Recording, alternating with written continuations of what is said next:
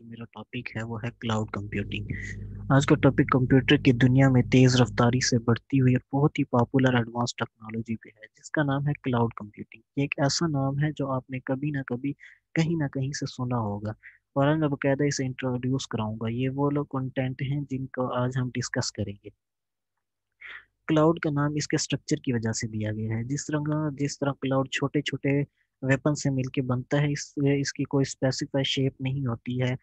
वो कभी होता है कभी नहीं होता। इसी तरह कंप्यूटिंग का ये क्लाउड भी बहुत सारे छोटे छोटे नेटवर्क सिस्टम और यूजर को मिला के बनता है। इसके यूजर की भी कोई स्पेसिफिक टाइप नहीं होती, इसमें भी कभी यूजर होता है कभी नहीं होता। और मोस्ट इम्पोर्टेंट, जिस तरह नेचर का क्लाउड बारिश से सबको फायदा देता है, इसी तरह कंप्यूटिंग का क्लाउड भी हम सबको सर्विसेज देता है। इनमें सबसे सिमिलरिटी की वजह से कंप्यूटिंग के इस फॉर्म का नाम क्लाउड कंप्यूटिंग रखा गया। इसका असल गोल तमाम यूजर्स को सर्विसेज देना है, बिना किसी डीप नॉलेज के। ये चीज़ें किस तरह मैनेज या काम कर रही हैं, और ना ही इन्हें यूज़ करने के लिए स्पेशल एक्सपर्टीज की ज़रूरत होती है। इसका काम यूज़र को केयर फ्री करके सर्विसेज देना है।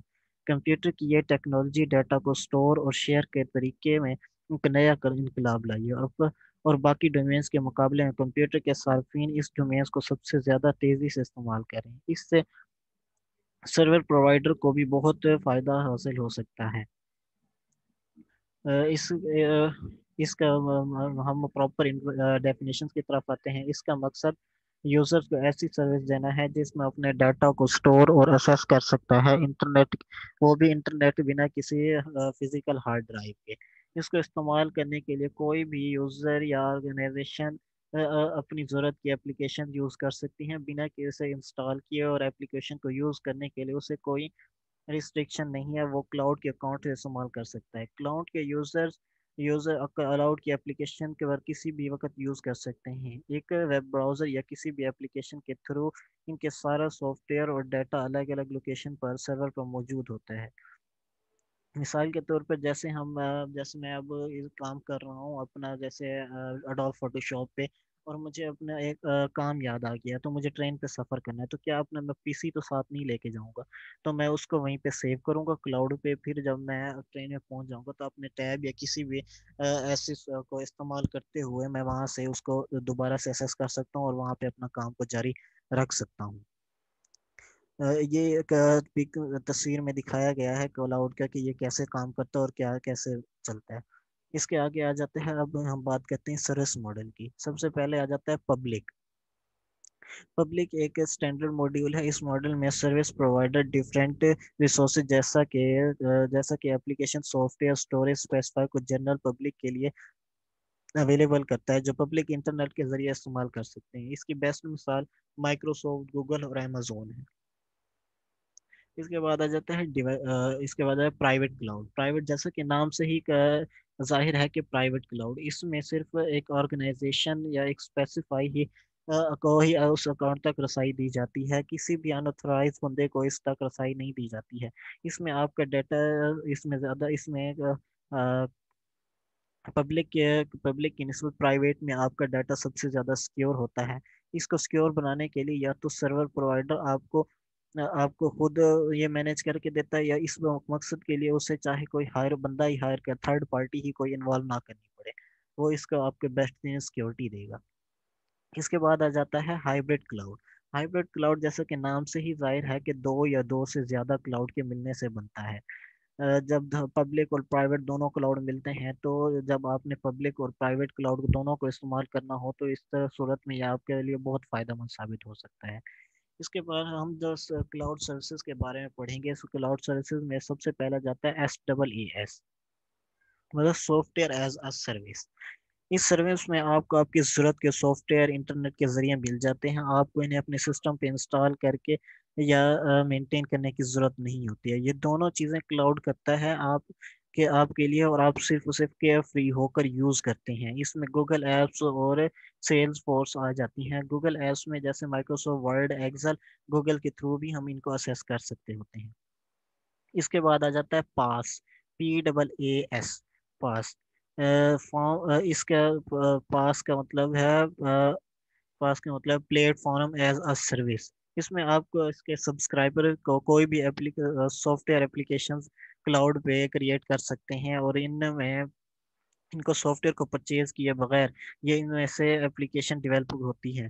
پی ایس بالکل ساس جیسا، یہ فرق اس میں یہ ہے کہ آپ اس کو میں سافٹ ویئر سروس نہیں بلکہ انوائرمنٹ یا plate form as a service استعمال کر سکتے ہیں، اس میں ملتا ہے آپ کو، جس پہ آپ اپلیکیشن ڈیولپ یا اپلیکیشنز کو فل فریڈم کے ساتھ بلڈ کر سکتے ہیں، اپنی ایپس کو آرام سے کسٹمائز کر سکتے ہیں، یا اس میں پروگرامنگ لینگویج وغیرہ، ڈیٹا بیس ایکسکیوشنز، ویب انوائرمنٹ جیسی فیسلٹیز یوز کر سکتے ہیں، وہ بھی بنا کسی مینٹین کے۔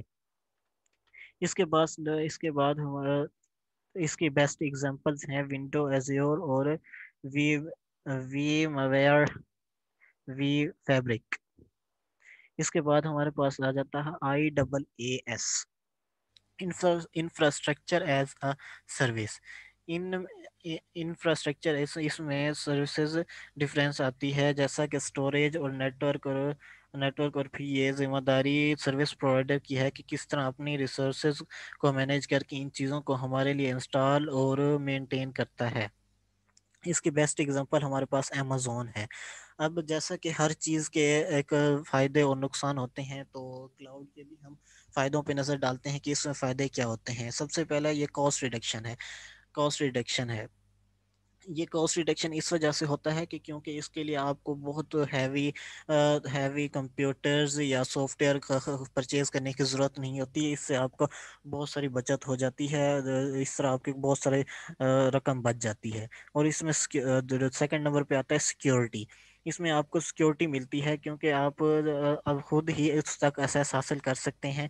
اگر آپ جیسا کہ کوئی ناگہانی حادثات وغیرہ ہو جاتے ہیں جس سے آپ کا ڈاٹا مطلب ختم ہو جاتا ہے، اس میں آپ کا ڈاٹا سیو رہتا ہے، اس میں کوئی بھی ڈاٹا وہ نہیں، اس میں کوئی بھی ڈاٹا آپ کا ضائع نہیں جاتا ہے۔